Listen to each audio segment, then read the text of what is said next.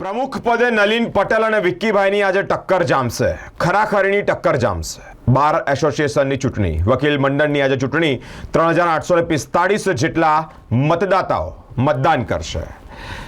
18 પદ માટે 43 જેટલા ઉમેદવારોએ પોતાની ઉમેદવારી નોંધાવી છે. અલગ અલગ રીતે કેવી રીતે પ્રેમ આપ્યો છે, કેવી રીતે વ્યવસ્થા પૂરી પાડી છે, કેવી રીતે સુવિધા પૂરી પાડી છે, કેવી રીતે લોકોના મન જીત્યા છે, એ અંતર્ગત આજે નક્કી થઈ જશે કે વિક્કીભાઈ કે પછી નલિનભાઈ પટેલ.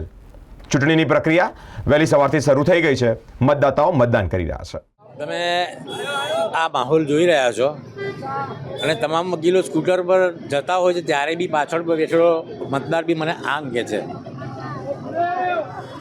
એનો અર્થ શું કે આ તમામ મતદારો છે એ પોતાનો વ્યૂ મને બતાવે છે, ભલે બોલીને નહીં પણ આમ કરીને પણ.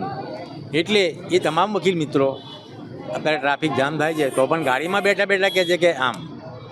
તો એ તમામ વસ્તુ અને હું આજે ફર્યો, હું પોતે મતદાન કરવા ગયો, એ ઉપરથી મને લાગે છે કે આજે નલિન પટેલ પ્રમુખ પદ તરીકે ફરીથી વિજયી બનશે.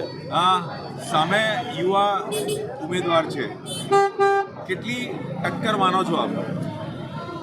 જો કોઈ બી ઇલેક્શન હોય એમાં સામે કોઈ પ્રતિસ્પર્ધી હોય જી સર, તો એને ટક્કર કેવી એના કરતાં હરીફાઈ કેવી એ વધુ યોગ્ય છે.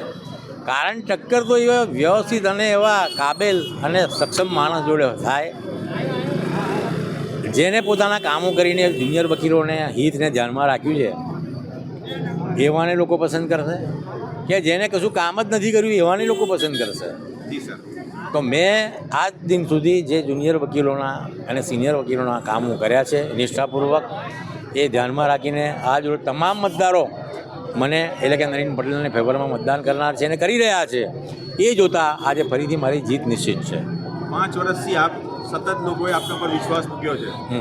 હવે આપ શું કરશો જો હવે રિપીટ થશો તો?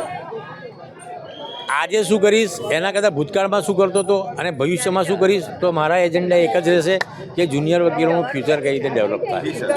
જ્યારે પણ હું લડીશ ત્યારે ફ્યુચર વકીલ કેવી રીતે, તમામ વકીલોનું ફ્યુચર કેવી રીતે ડેવલપ થાય, એ મારો એજન્ડા હશે.